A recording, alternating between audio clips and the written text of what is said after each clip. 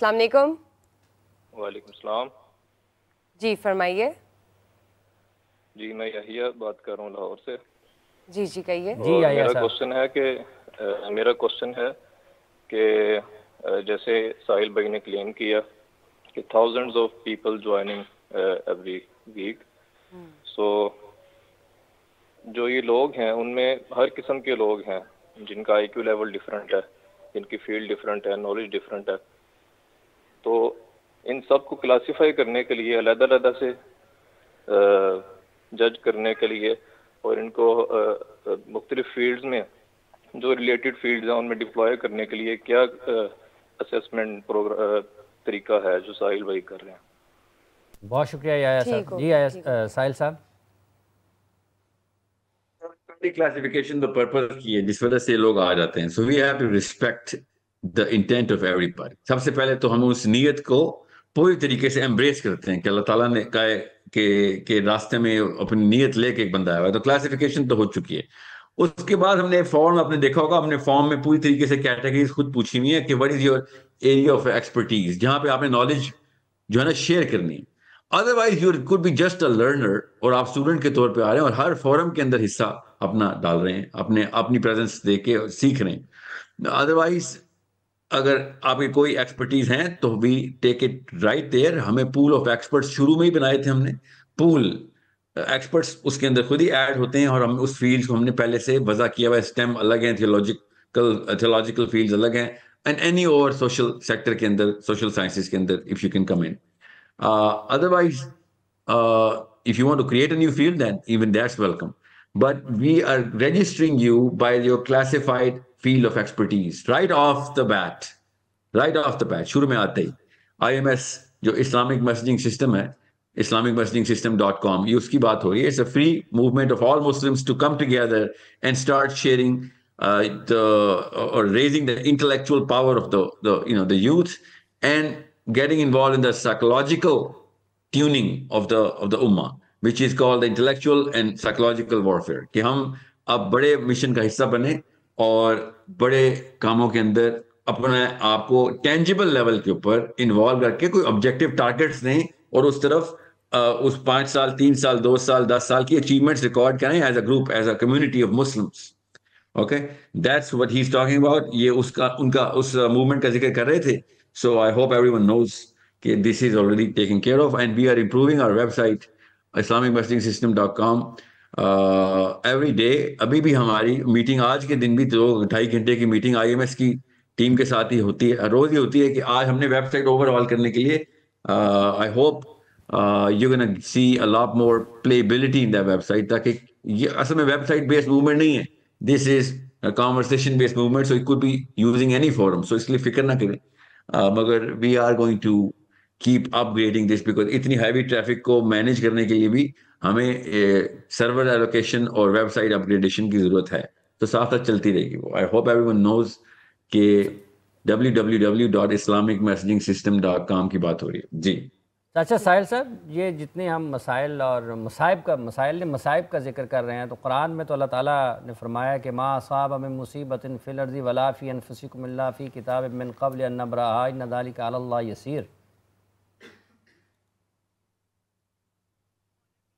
So sir, this is वो अल्लाह ताला ने अपना मैट्रिक्स बताया कि अल्लाह को तो पहले से पता होना जरूरी है ना। इसका ये मतलब तो नहीं है कि मुसीबत जो है वो इट्स मतलब जिस मैट्रिक्स में और जिस जिस आर्टिकल को आप इन्वोक कर रहे हैं वो तो उसी के अंडर, उसी अम्ब्रेला में तो हम काम कर रहे हैं कि किधर इसको क्लासिफाई करें, कैसे करेंगे। आजमाइश है, इम्तहान है, या फिर टेस्ट है, या सजा है, और कब है, किसने ऑर्डेन की हुई है, कितने पोर्शन हम प्री डेस्टिनेशन पे डालें और कितने अपने इख्तियारी मामलात रखें। ये जरूरी है कि हमें पता हो। हमें तो इस डिस्कशन का कभी हिस्सा बनाने भी नहीं दिया गया किसी भी मौके के ऊपर। तो ये तो तभी तो मैं कह रहा हूँ इंटेलिजेंट मूवमेंट और हिकमा के साथ साहिल मूवमेंट साहब करनी है एक और आपने, कॉलर ऐड ऐसे नहीं है, करना देखिए। कि मिनट ठहर जाओ, बात हो रही है। कुरान की आयत का तर्जुमा कर रहे हैं, पूरा कर लेने थे।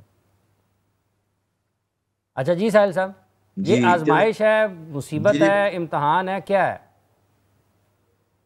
नहीं देखें, अगर आप अल्लाह की राह में नीयत के साथ और हिकमत के साथ चल रहे हैं तो फिर हर चीज आजमाइश है, इम्तहान है। मुसीबत फिर सजा नहीं है। मगर आपकी नीयत में ही अगर आपके तज़किया नहीं हुआ हो ना, अपना अपना तज़किया की बात होती है। तो अगर आप अल्लाह की राह में नहीं है और आप कुछ और किसी और कहानी का हिस्सा है, तो फिर मुसीबतें, तो फिर ये तो ना कहें कि, देखें मेरा फलसफा बड़ा क्लियर है, काफिर पे भी मुसीबत एहसान के तौर पे ही आती है और मुसलमान पे भी मुसीबत एहसान के तौर पे ही आती है। दुनिया में जितनी मुसीबतें हैं ना, वो आखिरत की मुसीबतों से बचने के लिए एक अलार्म क्लॉक होता है, ठीक है। सो कुछ जगहों के ऊपर मोमिनीन का तज़किया हो रहा होता है, उनसे टेस्ट हो रहा होता है कि कभी भी कोई कमी रह गई है कि अपने सब्र और अपने ईमान की टेस्टिंग कर लें, और कुछ चीजों पे प्रॉपर तंबीह होती है कि भाई होश में आ, उसको सजा का नाम देंगे तब भी वो एहसान ही रहेगा ना कि अब आपको बोर्ड के एग्जाम से पहले ही एक पर्चा ले लिया गया है तो आपकी बोर्ड की तैयारी अच्छी होगी। हमें तो आखिरत से, असली मसला तो आखिरत की सजाओं का ना मिलना है ना, कि मिलना उधर ना मिल जाए, कोई आखिरत में ना कोई सजा मिल जाए। तो दुनिया की सजाएं तो एहसान के तौर पे ही हैं। नबी इस्लाम ने शाह फरमाया कि आखिरत वाले दिन हशर के मैदान में लोग अपना सर जमीन से पटक रहे होंगे कि कुछ तकलीफ पहुंचे, और लोग कहेंगे क्यों कैसे करते हो, तो वो कहेंगे आज हमें पता चला तकलीफ का कितने फायदे थे, जो दुनिया में लोगों को तकलीफें मिली हैं, देखो आज तर गए। बिल्कुल ठीक है। कॉल है जी एक हमारे साथ, कॉल्स असल में बहुत ज़्यादा हैं तो वो एक के बाद एक कॉल शामिल करना पड़ती है उसमें। बुशरा जी अस्सलाम वालेकुम। धड़ाधड़ कॉल्स आ रही हैं। अस्सलाम वालेकुम। जी जी जी जी फरमाइए। मेरा नाम अबीहा है, मैं इस्लामाबाद से बात कर रही हूँ। मेरा साहिल अदीम साहब से सवाल है कि उन्होंने कहा है कि पाकिस्तान हमारा एक बेस्ट ट्रेनिंग ग्राउंड है अगर हमने कुछ निज़ाम इम्प्लीमेंट करना है। तो एक करंट एजुकेशन सिस्टम यहाँ पे चल रहा है जिसका मैं हिस्सा हूँ और बहुत सारे स्टूडेंट्स भी हिस्सा हैं, और एक साहिल अदीम साहब की जो अकेडमी है, सोर्स कोड अकेडमी है, उसका पर्सपेक्टिव ऑब्जेक्टिव बहुत डिफरेंट है। तो साहिल अदीम साहब उस सिस्टम को इस करंट सिस्टम से सब्स्टिट्यूट क्यों नहीं करते? और ठीक हो गया, ठीक हो गया। पाकिस्तान का निज़ाम तालीम ख़राब है, ये कहने का मतलब तो अबीहा के सवाल का यही है, इसको सब्स्टिट्यूट किया जाए। मेरा एजुकेशन सिस्टम के ऊपर अभी जो मैकेनिकल मूवमेंट है मैंने नहीं की अभी तक, वो मेरे स्टेप 3 प्रोग्राम के अंदर है, स्टेप 2 में भी नहीं है वो, याद रखिएगा। वरना मैं सोर्स कोड को इस तरीके से ऑनलाइन एक pick and choose a programme model के ऊपर रखता ही ना। मेरा कोई स्कूल तो अभी नहीं है ना, मैं तो ऑनलाइन एक पिक एंड चूज प्रोग्राम और आप ऑनलाइन अटेंड कर लें, that's pretty much a very that's the only play I had, क्योंकि मैं ग्लोबल मुस्लिम्स को एड्रेस कर रहा था। 82 कंट्रीज से मेरे स्टूडेंट्स हैं, 82 कंट्रीज से, सोर्स कोड www.sourcecode.academy पे। तो ये IMS नहीं है, वो एक सोर्स कोड का नाम लेती हैं, तो लोगों को पता होना चाहिए IMS is a free movement and it's for everybody to grow in. ये एक जो स्कूल है मेरा, सोर्स कोड अकेडमी जो है, जो www.sourcecode.academy को इस्लामिक मैसेजिंग सिस्टम से कंफ्यूज मत कीजिएगा, ये एक अलग मूवमेंट है, ये अलग एक प्रोजेक्ट है।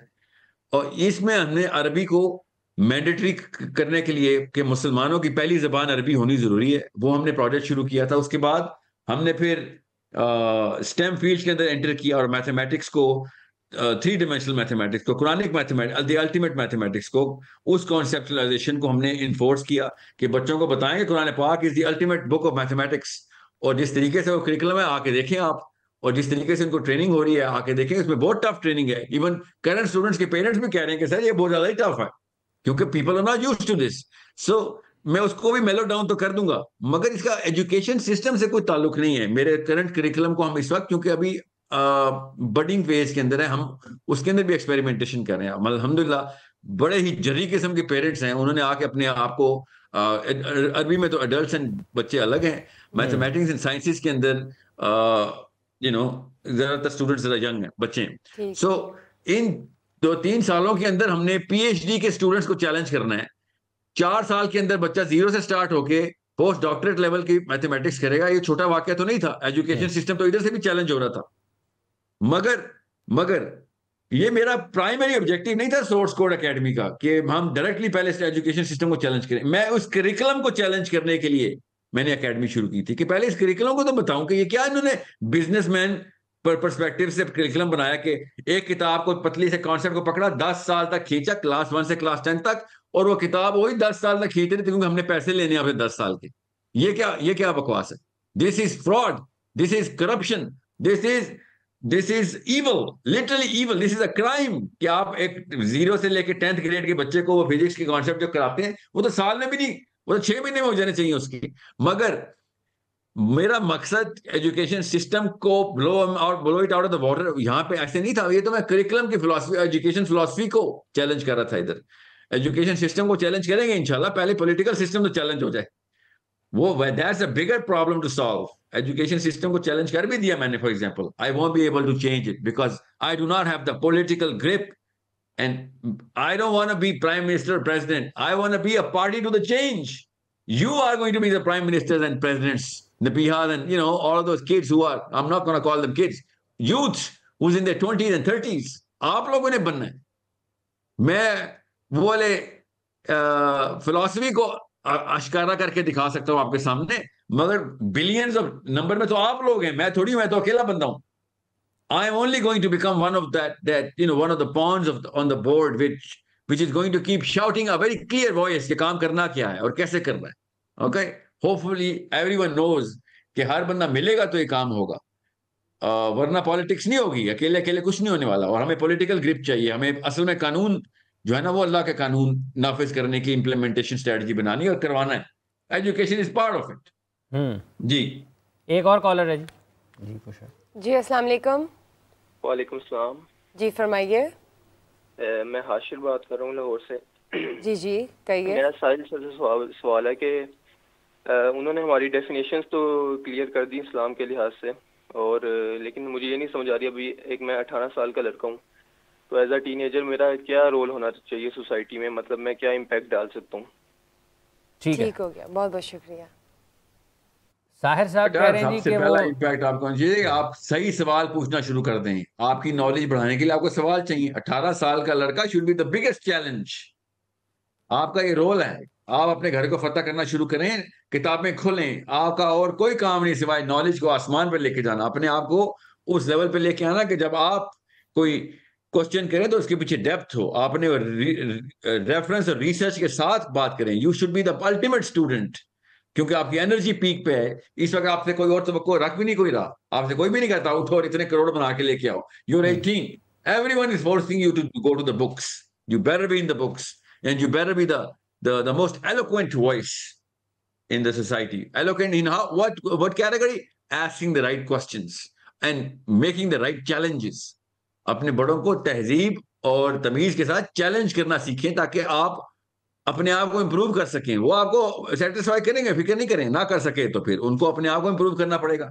सो आप जैसे जो लड़के हैं इस एज में, they should be the mirror.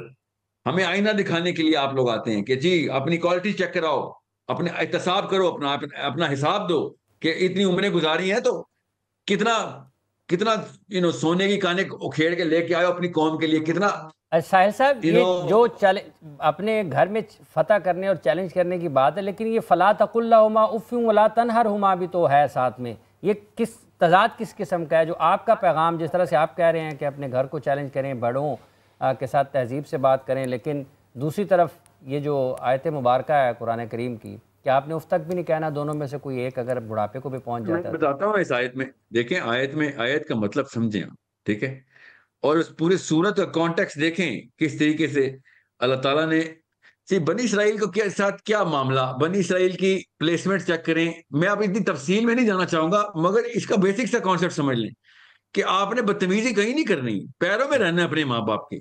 मगर यहाँ पे बात ये हो रही थी कि जब एक जोफत में आएगा एक नस्ल दूसरी नस्ल को हैंड ओवर देती है ना कि आप तुम संभालो, तो वो ज़ईफ हो चुकी होती है। आपने उस वक्त उन लोगों की वो वाली फिक्र करनी है जैसे उन्होंने आपकी फिक्र की थी जब आप छोटे थे।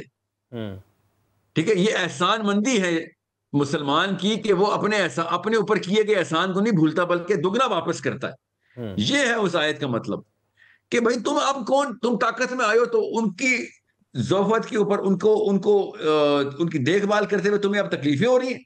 तुम तो इतने से थे और हर वक्त रोते रहते थे, हर वक्त तंग करते रहते थे, हर वक्त हारिस थे कि तुझे दूध पिला दिया जाए, तुझे खाना खिला दिया जाए, और तूने नाक में दम करके रखा हुआ था, तूने सांस रोक के रखी हुई थी, तूने वक्त रोक लिया था, तूने हमें जीने नहीं दिया जब तू छोटा था। और जब तेरी बारी आई है कि तू ताकत में आ गया, तो तेरा नखरा इतना हो गया, तो चल शाबाश तू भी अब उसी ड्यूटी पे लग। ठीक है, सो ये जरूरी है कि हमें पता हो कि हम उस एहसान के बदले अपने माँ बाप के साथ दुगना एहसान वापस करेंगे। That's the duty of a मुस्लिम।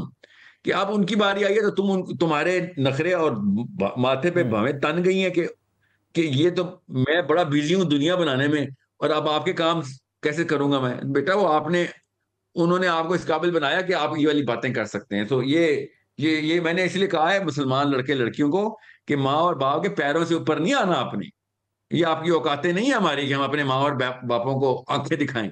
ठीक है, हमारा काम उनके पैरों में ही, मगर उनका पहला हक क्या, उन लोगों को दोजख से बचाया जाए।